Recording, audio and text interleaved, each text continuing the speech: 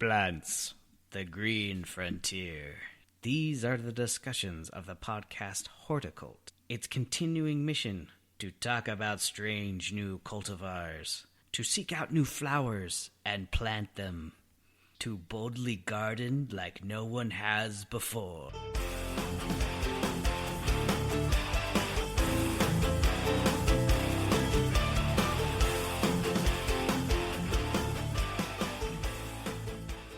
Hey, this is B-Flame from the Horticult. What's up, everybody? How y'all doing? On this episode of the podcast, we sit down and talk about November gardening tips. We go over cleaning tools, irrigation, winterizing, and we sit down and just talk her out like we always do. So thank you so much for listening, and let's get it on. I'm B-Flame. And I am B-Rad. And together, we are the Horticult. Thanks for coming along for the ride. On this episode of the podcast, we're going to go over a Gardener's Almanac. This is off the USU Extension website. So you go extensionusu.edu, yard and garden monthly tips. Yeah, this is a really good time to have garden tips, right? It's absolutely essential. This is just a cool resource. I just found this the other day, and they have every month of the year and tips to do. And we're in November. Gardening is kind of slowing down a little bit, but there's still quite a bit of stuff to do that we got to take care of. Yeah. Especially if you have a lawn and all the equipment that goes with that. Yeah, I mean, gardening, turning tips, right? Turning tricks? No, turning tips. Whoa. No, yeah, there's a lot of gardening maintenance things that are, in my opinion, super important to do now. So don't put away your tools yet. So the first thing on their list is, and we've actually talked about this before, if natural precipitation is sparse and the ground is not frozen, water your evergreen trees and shrubs to ensure that they have enough hydration heading into winter. Even in winter, even if it water, you got to check. Do soil checks. I mean, it says it right there if it's not frozen. So if you're not in an area, a location geographically where the rain is substantial, and we're not, it's a great idea. Break out the hose before you put the hose away in the shed and roll it up. Break it out. Go ahead and just slow trickle the water around your evergreens, your blue spruce, your junipers, cypress, cedars. Great idea. They're still photosynthesizing and will through the whole winter. So it's really, really important that they have that available water to be able to do that. And I actually, with my rain barrels, I still had pretty full rain barrels. So I had almost 60-plus gallons of water just sitting in my rain barrels. Instead of just letting it drain out, I just put it right on my cedar. Perfect. Just let it drain out an entire barrel on it. And then the other one, I was able to get around to my other side on my spruce and drain that one on it. So, and I just had a quick thought about, so before you put the rain barrels away, and do you do that for the winter? I just clean them out. Okay. I don't put them inside or anything. Yeah. But you do clean them out and maybe kind of shut them down because you don't really want that filling full of water and then icing up, right? Right. Okay. So with my rain barrel, I have a diverter, and then I can kind of I can turn it on and off. So I can make it so it goes to the barrels or it just goes down the spout. Okay. So I just turn it to down spout. Down the spout, yeah. For the winter. Okay. Yep. So yeah, perfect. Water your evergreens in.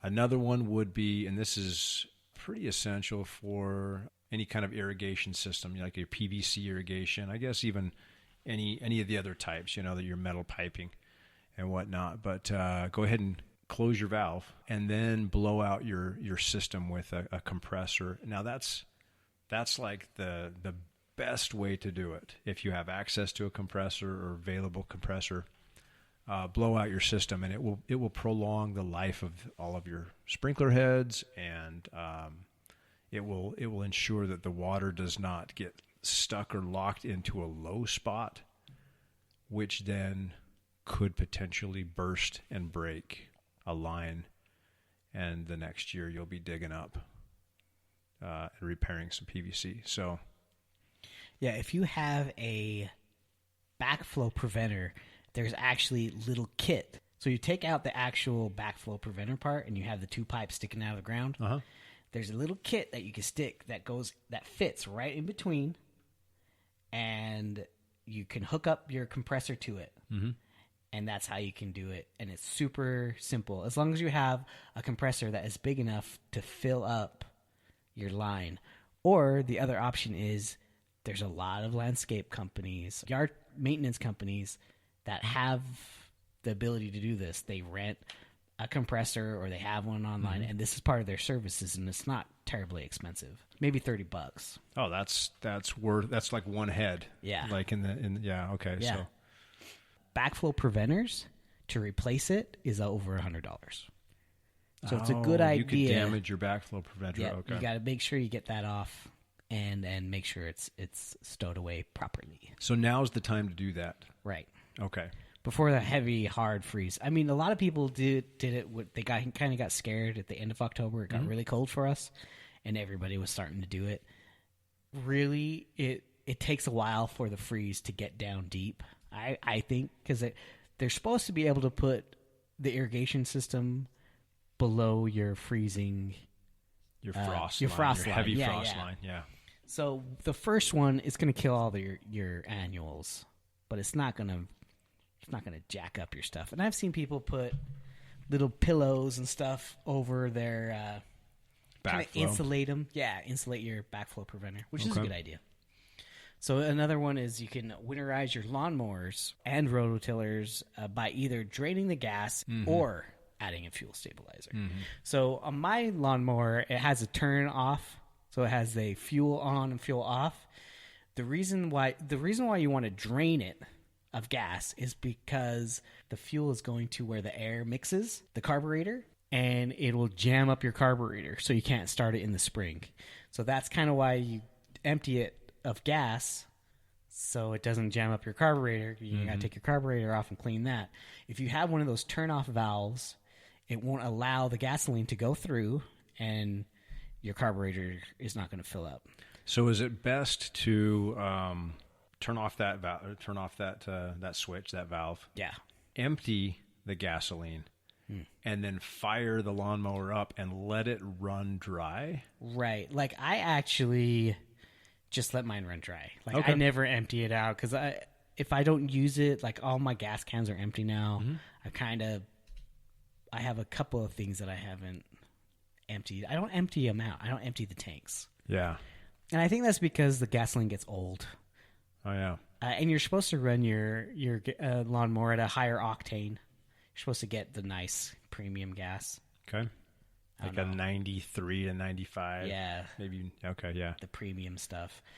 But I don't always do that either. Okay. And fuel stabilizer. I've heard good things about this. I've never used one. I don't even know what it's made out of, but it comes in the bottle. Stabilize, and it's reddish in color. And you put so many milliliters in your tank and or your gas cans. It just keeps them good longer? Yeah, it keeps the gas from... degrading? Precipitating or degrading. I've heard really, really good results with that stabilizer. So Okay. Let's see. Clean and sharpen dirty garden tools. It's a perfect time. As you're finishing up a lot of your pruning and cleaning of maybe, say, perennials, it's a good time to clean, disinfect, oil those tools, scrub them up, get the dirt chunks and clods off and the mud and whatever. Now, here's the thing. There's one exception to that. And actually, it's still good to clean and maintain your pruners and loppers. But this is kind of about the time when you're starting to think about breaking those tools out, even more so for doing tree work, wintertime. I mean, some people are like, I'm just going to wait till spring, pre-bud. Totally cool. But you get those really cold November and December days where it's still sunny and everything. Just bundle up.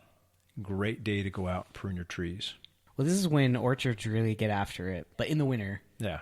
that's when they prune up. Because the trees are dormant. They're not going to lose any of their nutrients. They've already sucked everything down into their roots for storage. This is true. They stop moving everything. So it's a great time to prune trees. Our winter job was pruning and Christmas lights. Christmas lights and shoveling snow. Yep. Yeah. So don't put your snow shovel away. Yeah. Put your mower and rototiller, but not your snow blower. Yeah. Bring that bad boy out. I guess that could be part of it too, like prepping Totally could be. your snowblower. You can never maintain things too much because quite often it's something that it's like doing the dishes. Like nobody really wants to do that, but it's like you have to do that. You know what I'm saying? So it's kind of like just get in the habit of it, have clean tools. It goes a long way. You know, you're not transferring diseases from one season to the next. And sharp tools are always a better tool, aka the pruners, like so much better. And so anyway, you're knocking off the soil, the dirt, the mud, whatever, kind of buffing them out with some steel wool. So you kind of clean it up and whatnot. And then go ahead and put a couple of drops of oil on there, not used oil. Yeah, some oil. And so that will preserve and keep the metal from rusting. It's kind of on the lines what we've already been talking about. It's just more of preserving your hoses. Detach your hose lines from your house. Curl them up, make sure that they're empty. Like when I roll up mine, I make sure it's always bleeding out so it'll just empty out the entire hose. And really that's just because freezing will damage your hoses. You'll be buying hoses in the spring. You know? It's hard enough to have a good hose anyway that doesn't kink up, but that's definitely a way to like preserve the longevity. And move them inside. Move them in a shed. Move them in your garage. Don't leave it on the little thing that you roll them up with or whatever that's just connected. Take it off of that. Yeah. Bring it in so it doesn't get all jacked up and crusty burgers. Yeah. Put a hook in the garage on the wall. Yeah. Wham! It's out of your way. You're not tripping over it, right? Right. That's great. One more quick thing that I don't see on the list, but one thing that I've got to do still, and it's super importante, is clean out your rain gutters. So I see that like water spouts as far as like going to your rain barrel. Yeah. Think about that. Think about your rain barrel, but think about your gutters, okay? If you have gutters. I do. Go clean those suckers out. If you do have gutters, because I don't. If you don't, forget about it. But no, if you do, this is the time to do it because the leaves are all typically down by now. They're crunchy. They're easy to blow out. If you have a blower, you're sneaky. Wham! You don't need to sweep that shit. Blow it out. Leaves travel, man. I'm not kidding you. You get those big old cottonwood or poplar leaves and a wind, dude. Those things travel for miles. Don't almost. get me started on freaking cottonwoods. Yeah, clean out your gutters and downspouts. Make sure that everything's functional there. Go ahead and water in your evergreens, and then wrap all that shiz up and take care of it and put it away. So, well, cool. Last mow, cut 1 to 1.5 inches to reduce disease problems like snow mold. Apply a quick release nitrogen fertilizer after the last mow to help early spring green up. And minimize fairy ring fungal problems. Booyah. Chugga-chugga. That just happened. Hey, be safe out there, everybody. All right. Peace out, man. Yep. See you. Bye. Later. All right. Well, there we go. That was episode 94, November Gardening Tips. I want to thank Brad for coming and doing this podcast with me. I want to thank you podlings out there, wherever you are. Thank you so much for listening. Don't forget to like, share, and subscribe.